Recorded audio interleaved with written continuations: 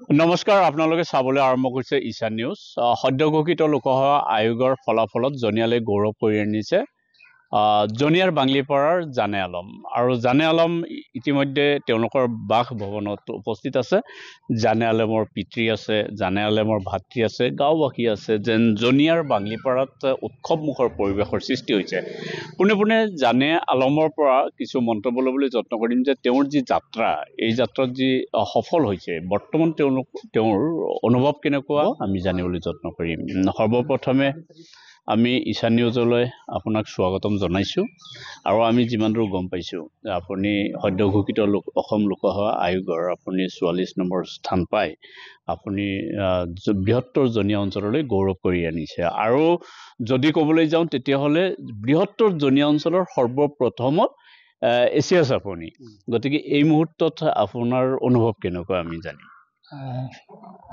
পোনপ্ৰথমে thank U ঈশান news এইটো মোক সুবিধা দিবলৈ মোৰ মনৰ যিটো অনুভূতি ব্যক্ত কৰাৰ সুবিধা দিয়াৰ কাৰণে মই আজি নথৈ আনন্দিত যিটো কষ্টৰ ফল পোৱাৰ কাৰণে আৰু এই মোৰ ছাকচেছৰ কাৰণে মোৰ ফাদাৰ মাদাৰ ব্ৰাদাৰ মোৰ ফেমিলি ৱাইফ এণ্ড কিডছ তেওঁলোকৰ যথেষ্ট কণ্ট্ৰিবিউশ্যন কাৰণ মই কাম কৰি আছিলোঁ new India assurance Jagiroad posting আছিলে কাম কৰাৰ এটা চাকৰি থকাৰ সময়তো বেলেগ এটা চাকৰিৰ কাৰণে প্ৰিপাৰেশ্যন কৰাটো টাফ আৰু আজিকালিৰ যিটো এছিয়াছ পৰীক্ষাটো চিলেবাছটো বহুত ডাঙৰ আৰু এইটো কাৰণে বহুত ডেডিকেটেড ষ্টাডি লাগে বহুত প্ৰিপাৰেশ্যন কৰিব লাগে টাইম দিব লাগে হাৰ্ড ৱৰ্কতকৈ স্মাৰ্ট ৱৰ্কটো বহুত দৰকাৰ পৰে আৰু মা বাবাৰ আশীৰ্বাদ থকাৰ কাৰণে আৰু ফেমিলি ছাপৰ্ট থকাৰ কাৰণে মই আজি যিটো ৰিজাল্ট সেইটো পাবলৈ সক্ষম হৈছোঁ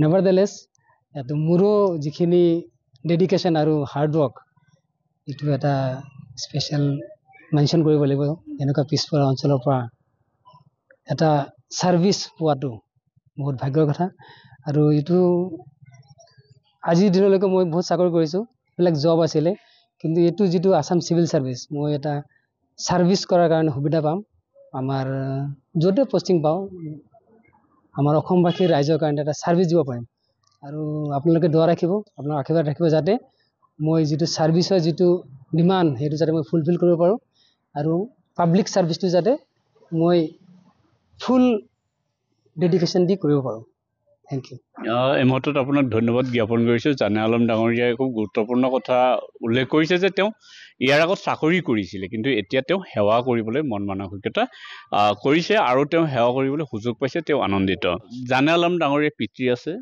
যিগৰাকী পিতৃ আজি আমি যদি ক'বলৈ যাওঁ বৃহত্তৰ জনীয়া অঞ্চলৰ ভিতৰত তেখেতে এগৰাকী সফল অভিভাৱক কাৰণ তেখেতৰ প্ৰথমগৰাকী পুত্ৰ ইতিমধ্যে জানে আলম এছিয়াছ হ'ল দ্বিতীয়গৰাকী পুত্ৰ সহকাৰী কৰ আয়ুক্ত গতিকে অৱসৰপ্ৰাপ্ত শিক্ষক সফল অভিভাৱক ছাবেদ আলী ডাঙৰীয়াৰ পৰা আমি কিছু মন্তব্য ল'বলৈ যত্ন কৰিম আজি পুত্ৰৰ এই সফলতাৰ বাতৰি পাই তেখেতৰ কেনে অনুভৱ হৈছে আহক আমি পোনে পোনে সফল পিতৃ ছাবেদ আলী ডাঙৰীয়াৰ পৰা জানিবলৈ যত্ন কৰোঁ হয় ছাৰ কি ক'ব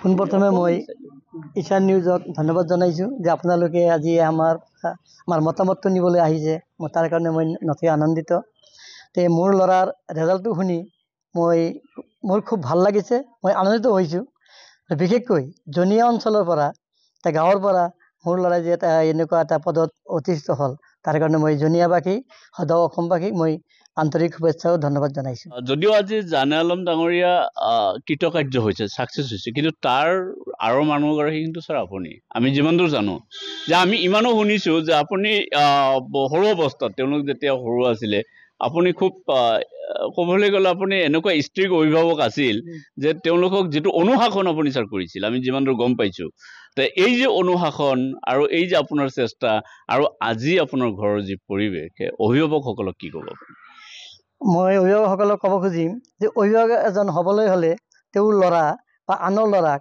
সকলোকে নিজৰ সন্তানৰ ভাবিব লাগিব আৰু অভিভাৱক হিচাপে নিজেই যথেষ্ট কষ্ট কৰিব লাগিব নিজৰ ল'ৰা যদি কেতিয়াবা লাভ কৰিব খোজে মই সেইফালৰ পৰা মই নিজৰ ল'ৰা ছোৱালী বা স্কুলত মই শিক্ষকতা কৰিছিলোঁ তাতেও মই স্কুলৰ ছাত্ৰ ছাত্ৰীসকলক কেনেকৈ মই আগবঢ়াই লৈ যাব পাৰিম তাৰ কাৰণে মই যথেষ্ট কষ্ট কৰিছিলোঁ।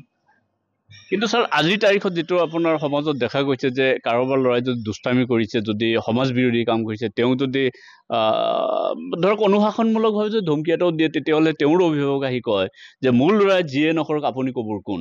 যেটো সমাজত যেটো আৰম্ভ হৈছে, এইটো কেনেকৈ বাৰ্তা গৈছে বুলি ভাবে? এইটো নিশ্চয় খুব বেয়া কথা। নিজৰ ল'ৰা নিজৰ বুলি ভাবিব নালাগে, আনৰ ল'ৰাকো নিজৰ বুলি ভাবিব লাগিব। কোনোবাই যদি বেয়া কাম কৰিছে তাক শাসন কৰিব লাগিব, গাৰ্জেনক ক'ব লাগিব। কিয় ল'ৰা ছোৱালী ভাল হ'বলৈ গ'লে পৰিৱেশটো ভাল হ'ব লাগিব। অন্য ল'ৰাই যদি বেয়া কাম কৰে তেনেহ'লে মোৰ ল'ৰাজন নকৰিব, তাত কোনো মানে নাই। গতিকে সকলোকে আমি পৰিৱেশ উন্নত কৰাৰ কাৰণে নিজৰ ল'ৰা যেনেকুৱা পৰৰ ল'ৰা তেনেকুৱা, এনেকুৱা ভাবি মনোভাৱ ৰাখি তেওঁ সকলোকে শাসন কৰিব লাগিব। আৰু কি কৰিলে ল'ৰা ছোৱালী ভাল হ'ব সেইকাৰণে উপদেশ দিব লাগে। গুলজাৰ আলম ডাঙৰীয়া, কেনে ধৰিব নালাগে? ধন্যবাদ ঈশান নিউজ। তো আজি মই খুবেই আনন্দিত, মোৰ জ্যেষ্ঠ ভাতৃ ACS-ত সফলতা লাভ কৰিছে। আচলতে মই 2013 যেতিয়া প্ৰথমবাৰ পালোঁ, তেতিয়া দাদাই মানে ক'লে যে তই যদি পাইছ ময়ো পাম, এটা বিশ্বাস আহিল। দাদাই মানে সেইবাৰ এক্সাম দিলে, সেইবাৰ অৱশ্যে মেইনছত গৈ পেলাই মানে ক্লিয়াৰ নহ'ল। কিন্তু পিছত দাদাই মানে ডেডিকেশ্যন মানে লাগি আছিলে তেতিয়া লাষ্টত যেতিয়া এইবাৰ এক্সামটো দিলে, দি থৈ দাদাই কৈছে যে মোৰ ভাইভা ভাল হৈছে, মেইনছো ভাল হৈছে, যথেষ্ট ভাল হৈছে, এবাৰ পাম, মানে আশীৰ্বাদ থাকিলে চবৰে পাম। তো দাদাই সফলতা লাভ কৰিছে, খুবেই আনন্দিত মই। গুলজাৰ আলম ডাঙৰীয়াৰ কনিষ্ঠ ভাতৃ দিলদাৰ আলম আছে, আমি তেওঁৰ পৰাও কিছু মন্তব্য ল'বলৈ যত্ন কৰিম। আজিৰ এই উৎসৱমুখৰ পৰিৱেশত তেওঁ নিজেও মাষ্টাৰ ডিগ্ৰী লৈছে, গতিকে আজিৰ এই পৰিৱেশত তেওঁৰ অনুভৱ জানিম। হয়, আপোনাক ধন্যবাদ জনাইছোঁ। দাদাৰ যিটো ৰিজাল্ট, আমাৰ ডাঙৰ দুজনে ভাল ৰিজাল্ট কৰিছে, আমি সুখী, আমাৰ অঞ্চলো সুখী। এটা কথা কওঁ আমি সুযোগতে, দাদাই যেতিয়া ঘৰত আহিছে বা দেখা পাইছোঁ, 10 মিনিট সময় পালে কিতাপ লৈ বহি পৰিছে, আমিতো দেখা পাইছোঁ তাৰমানে। আৰু আজিলৈকে দাদাই কৰি আছে তাৰমানে, সেইকাৰণে আমি সুখী আৰু তাৰমানে।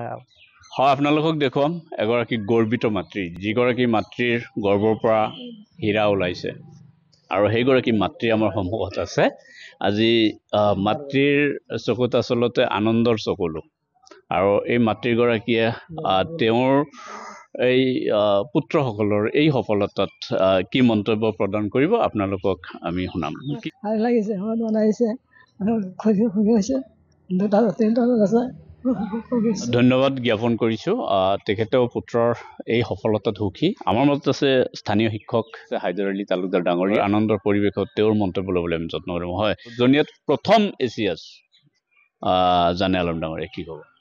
এইটো জনিয়াৰ কাৰণে গৌৰৱৰ বিষয়। পৰিয়ালটো মই যিহেতু একেবাৰে ওচৰৰ পৰা চাইছোঁ, যথেষ্ট পবিত্ৰ মনৰ আৰু হাৰ্ডৱাৰ্ক, মানে যিমান পৰিশ্ৰম কৰিব লাগে, সমাজত প্ৰচলিত যিমানবিলাক কলুষিত কাম আছে সেইবিলাকৰ পৰা সম্পূৰ্ণ মুক্ত হৈ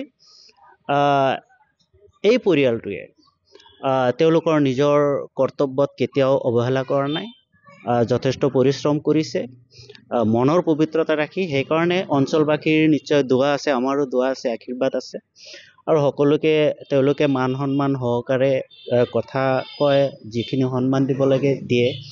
তো এইখিনিতে মোৰ এটা বিশ্বাস হৈছে, এখেত নিশ্চয় মানুহৰ কাৰণে ভাল সেৱা আগবঢ়াব পাৰিব, নিষ্ঠা সহকাৰে কামখিনি কৰিব পাৰিব, আৰু যিখিনি উঠি অহা প্ৰজন্ম আছে তেওঁলোকৰ কাৰণে এটা নিদৰ্শন হ'ব। কাৰণ এনেকুৱা এটা পৰিয়ালৰ পৰাও যে ACS বিষয়া হ'ব পাৰি, এইটো এটা ডাঙৰ এক্সাম্পল হ'ব, আৰু যাতে উঠি অহা প্ৰজন্মখিনিয়ে তেওঁলোকৰ যিখিনি আদৰ্শ এইখিনি অনুসৰণ কৰি তেওঁলোকে আগবাঢ়ি যাব পাৰে, এটা ভাল সমাজ গঠন কৰিব পাৰে। জানে আলম ডাঙৰীয়াৰ ঘৰৰ যি গাঁও অঞ্চলৰ যি ঘৰ, সেই ঘৰৰ পৰিৱেশ কিছু দেখুৱাবলৈ যত্ন কৰিম। যে ফলে জাতিষ্কাৰ হৈ আছে এই ঘৰখন। মই অলপ দূৰৰ পৰা যদি মোৰ সৈতে দেখুৱায়, তেতিয়াহ'লে আপোনালোকে চাৰিওফালে চাব যে এনেকুৱা এটা পৰিৱেশ, যি পৰিৱেশ তাৰমানে একেবাৰে সেউজীয়া এটা পৰিৱেশ। গতিকে এই সেউজীয়া সকলোৱে ভাল পায়, আৰু তেওঁলোকে সেউজীয়া মনৰ মানুহ, আৰু তেওঁলোকে সেউজীয়া কৰি ৰাখিছে। ফলে জাতিষ্কাৰ হৈ আছে ঘৰৰ পৰিৱেশ। জানে আলম ডাঙৰীয়ালৈ আমি ঈশান নিউজৰ পৰিয়ালৰ পৰা অলেখ শুভকামনা জ্ঞাপন কৰিছোঁ, আৰু আমি আশা কৰিম যে জানে আলম ডাঙৰীয়াৰ পৰা